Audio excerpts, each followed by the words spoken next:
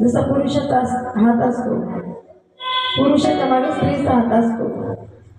आमच्या साहेबांचे उपकार आहेत की त्यांनी स्वतःला माय नाही, 20 वर्षाचा वनवास आयुष्य आहे. पुढे 2 मुली आईसारख्या कुठेतरी लागल्या की आईची कमी पडणं. परंतु इतकं समजावून घेणारं व्यक्तिमत्व, मी म्हणते ही त्याचीच कृपा आहे, कारण मला त्याचं गुणगान करायचं होतं.